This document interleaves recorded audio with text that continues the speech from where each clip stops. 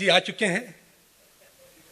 मैं इन शेरों के साथ उन तक पहुंचना चाहता हूं कि कह दूंगा अगर सच तो बदल जाओगे तुम भी। कह दूंगा अगर सच तो बदल जाओगे तुम भी।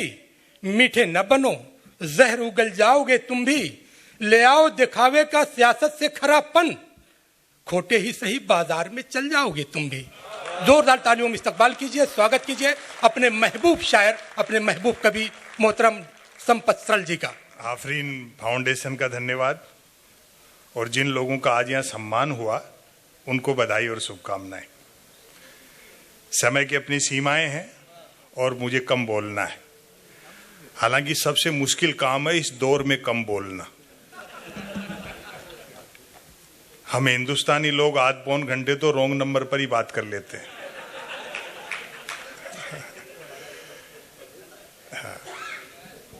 मैं किसी भ्रम में नहीं हूं।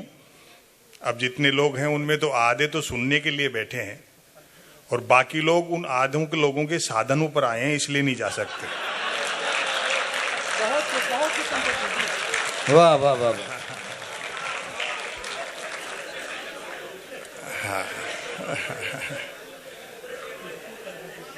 मैं शायरी या कविताएं नहीं लिखता, मैं नस्र कहता हूं जिसको उर्दू में कहते हैं, हिंदी में जिसे गद्य कहते हैं और अंग्रेजी में जिसे प्रोज कहते हैं।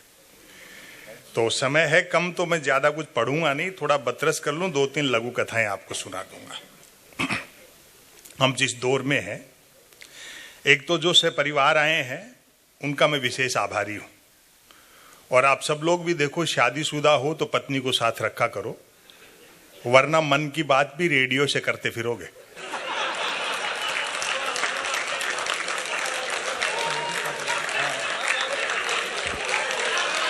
बहुत अच्छे संपत जी, वाह वाह वाह। दोस्तों आप वहां तक पहुंचिए, नाम लेने की जरूरत नहीं है, आप समझदार हैं। वैसे भी जो स्त्री का त्याग है, औरत का जो बलिदान है, वो पुरुष से बड़ा है। वो पति ने डींग हाँकते हुए कहा कि मेरा बड़पन देख जो तेरे से बिना देखे शादी कर ली। पत्नी बोली मेरी भी हिम्मत देख जो तेरे को देखने के बाद भी मना नहीं किया। क्या बात है, वाह वाह वाह वाह वाह वाह वाह वाह, बहुत खूब। हाँ, ऐसे दौर में व्यंग नहीं लिखा जाए तो क्या किया जाए। आरबीआई के गवर्नर हिस्ट्री से एमए हैं, वित्त मंत्रालय वकील साहब चला रहे हैं और प्रधानमंत्री की डिग्रियां प्रेस कॉन्फ्रेंस करके दिखाई जा रही है। इसी से आप समझ जाओ कि भारत फिर से विश्व गुरु बनने वाला है, लगभग आउटर पर खड़ा है। और वैसे भी उस देश को विश्व गुरु होने से कौन रोक सकता है जिसकी जेलों तक में संत महात्मा रहते हो।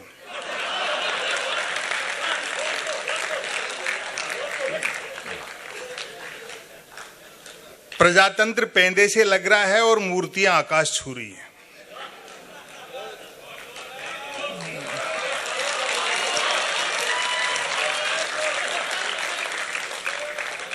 मुझे भी कई लोगों ने कहा कि साहब थोड़े बहुत इन दिनों आप भी पॉपुलर हैं, किसी चौराहे पे एक आध आपकी भी मूर्ति खड़ी कर दें, 1 लाख का खर्चा है। मैंने कहा तू 50,000 दे, मैं खुद ही खड़ा हो जाऊंगा। मेरे ये समझ में नहीं आई कि नेहरू का कद छोटा करने से पटेल कैसे बड़े हो जाएंगे। जिस सरदार सरोवर के तट पे दुनिया की सबसे ऊंची मूर्ति लगाई गई सरदार पटेल की, आप लोग थोड़ा पढ़ो, समझो, सीखो और अपने को बच्चों को बताओ। वो सरदार सरोवर परियोजना का शिलान्यास ही पंडित नेहरू ने किया था।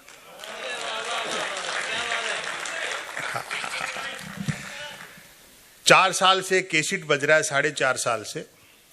पेट्रोल डीजल हमारे वश में नहीं है, रुपया अंतर्राष्ट्रीय कारणों से गिर रहा है, महंगाई, बेरोजगारी, भ्रष्टाचार के लिए कांग्रेस जिम्मेदार है, बाकी सारी समस्याएं नेहरू छोड़ गए। फिर भी कोई दिक्कत है तो पाकिस्तान चले जाओ।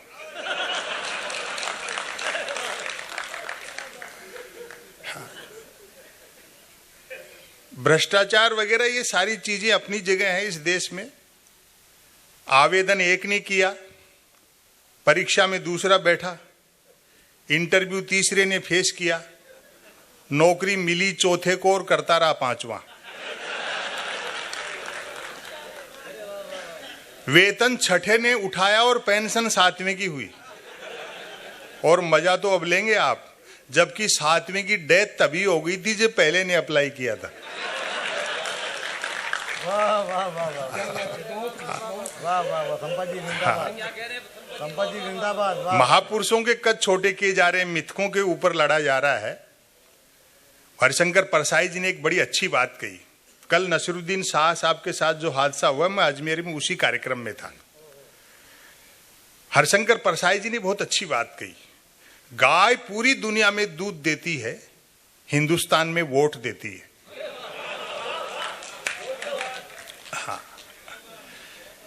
गांधी को लेकर के हम कितने गंभीर हैं। वो एक बड़े नेता ने कह दिया कि बापू का आजादी के आंदोलन में कोई योगदान नहीं रहा। हमने उसका बुरा नहीं माना कि भाई हो सकता है खुद के बापू के लिए कह रहे हो। हाँ, फिर उन्हीं की पार्टी की एक सरकार है राज्य में, तो वहां के स्वास्थ्य मंत्री ने कह दिया कि जब से नोटों पर गांधी के चित्र छपे तब से नोटों की कीमत घट गई। यही भारतीय प्रजातंत्र की खूबसूरती है कि शारीरिक और मानसिक रूप से बीमार आदमी भी स्वास्थ्य मंत्री बनाया जा सकता है। फिर एक सज्जन ने कहा, जो पार्टी के अध्यक्ष हैं, कि गांधी एक चतुर बनिया थे। मूर्खताओं से इस देश में बड़ी चहल पहल है। आपको ध्यान होगा, बाबा रामदेव पर जब लाठीचार्ज हुआ रामलीला मैदान में, तो भाजपा ने राजघाट पर धरना प्रदर्शन किया था। और आज की विदेश मंत्री आदरणीय सुषमा स्वराज जी ने उस धरना प्रदर्शन में डांस किया। और व्यंग तक पहुंच जाओ तो मोहब्बत देना। सुषमा स्वराज का राजघाट पर डांस देखकर मेरे ख्याल गांधी जी ने भी सिर पीट लिया होगा कि यार मैंने अंग्रेजों से लड़ाई स्वराज के लिए लड़ी थी या सुषमा स्वराज के लिए लड़ी थी।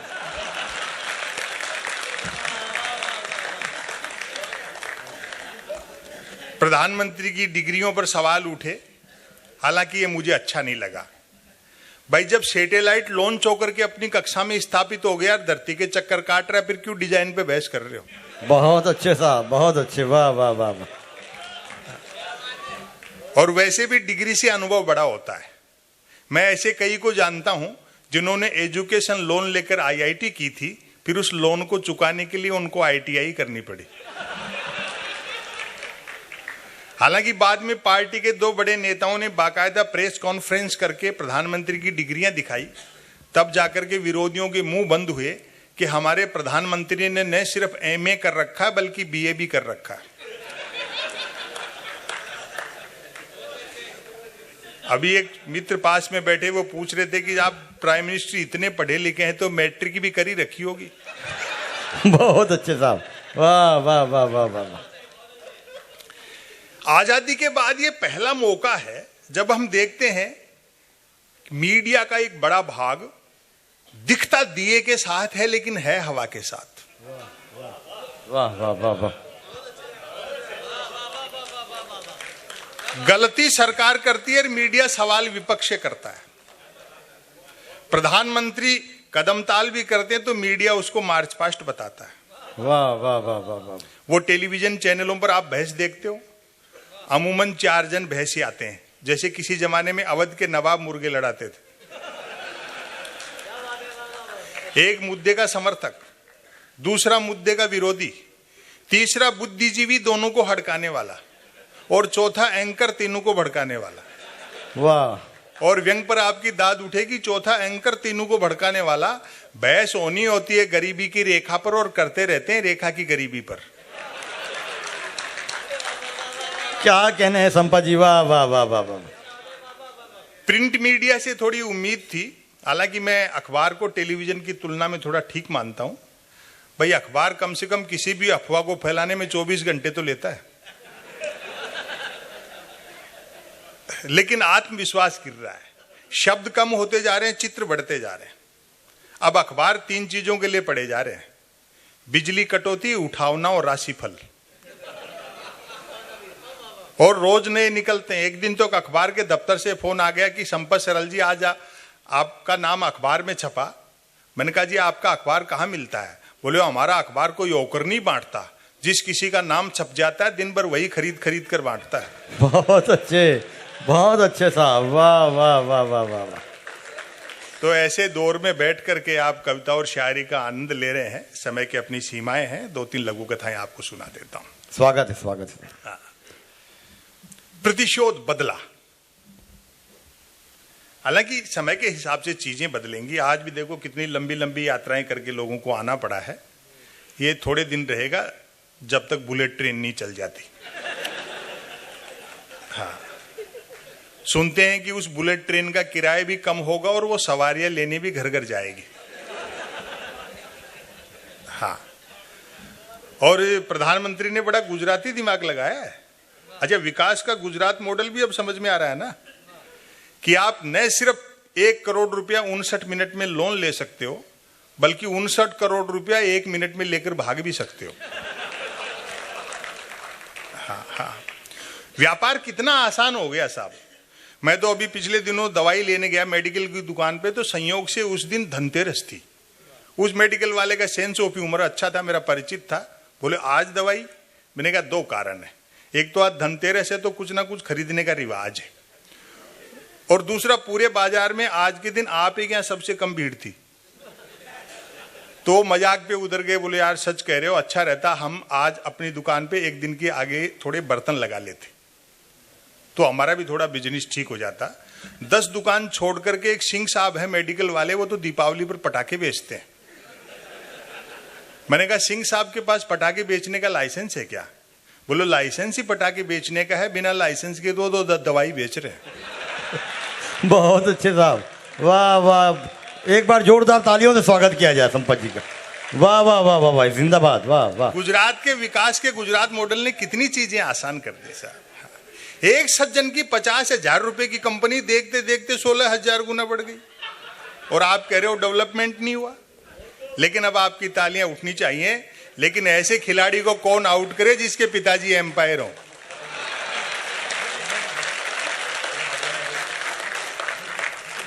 तो ऐसे ही बुलेट ट्रेन के लिए भी आदरणीय प्रधानमंत्री ने बड़ा गुजराती दिमाग लगाया है। जापान के प्रधानमंत्री से 50 साल के लिए कर्जा मांगा। वो जानते हैं 50 साल बाद न देने वाले बचेंगे न लेने वाले बचेंगे। और बाई दी वे 50 साल बाद किसी जापानी को अपना कर्जा याद भी रह गया, तो वो जैसे ही मांगने बंबई उतरेगा, अपन उन्हीं की बुलेट ट्रेन में बैठ करके अहमदाबाद निकल लेंगे। और साफ कह दिया है शिंजो आबे को मोदी जी ने कि ये बुलेट ट्रेन हमें कोई सवारियां नहीं बिठानी, ये चुनावी रेल है, इसलिए फटाफट चलाओ, भले पटरी वटरी बाद में बिछाते रहना। हम चढ़ना हिमालय पर चाहते हैं, लेकिन मुंह हिंद महासागर की तरफ है। आपको ध्यान होगा शिंजो आबे 2015 में आए थे, जब प्रधानमंत्री ने उनके साथ बुलेट ट्रेन के समझौते पे हस्ताक्षर किए, और अगले दिन शिंजो आबे को बनारस ले जाकर के 3 घंटे तक गंगा आरती दिखाई। और व्यंग तक पहुंच जाओ तो तालियों से बताना। 3 घंटे तक गंगा आरती देखने के बाद शिंजो आबे बोले मोदी जी, जब आप लोगों के पास इतनी फुर्सत है तो काहे को बुलेट ट्रेन चला रहे? हाँ, 2 लघु कथाएं सुना देता हूं, वक्त कम है। प्रतिशोध बदला। उसकी शादी हुए सप्ताह भर हुआ था। मैंने सलाह दी दोस्त सिनेमा देखो, सैर सपाटा करो, पत्नी को लिए लिए क्या मंदिर मंदिर भटकते फिरते हो। उसने कहा सुना है जोड़े ईश्वर बनाता है, बस उसी को ढूंढना है। क्या बात, वाह वाह वाह। साधु। रावण ने साधु का रूप धर सीता का हरण किया। अफरा तफरी में उससे उसका मेकअप बॉक्स यहीं छूट गया। और व्यंग तक पहुंच जाओ तो समर्थन करना। उससे उसका मेकअप बॉक्स यहीं छूट गया। जिन भाग्यशालियों के हाथ लगा, सब साधु बन टीवी चैनलों पर कथा प्रवचन कर रहे हैं। क्या बात है, वाह वाह। स्वागत कीजिए अच्छे। ग्लोबलाइजेशन। महल के मुख्य द्वार की दिशा में अपार जनसमूह का शोर सुन राजा राम ने लक्ष्मण से प्रश्न किया, ये कैसी आवाजें आ रही अनुज? कौन लोग होंगे? नई आर्थियों की नीतियों के बाद में वैश्वीकरण का जो झुंझुना थमाया गया, उसके बाद जो स्थितियां हैं, ये कैसी आवाजें आ रही अनुज? कौन लोग होंगे? उत्तर मिला, भगवान सब अयोध्यावासी हैं। जब से राज्य में ग्लोबलाइजेशन आया है, प्रत्येक नागरिक धनुष बाण खरीदने को लोन लेना चाहता है, ताकि वह भी सोने का हिरण मार सके। बहुत मोहब्बत दी। अंतिम 4 पंक्तियां सुना करके मैं अपनी जगह लूंगा। खलील धनतेजवी साहब, आपका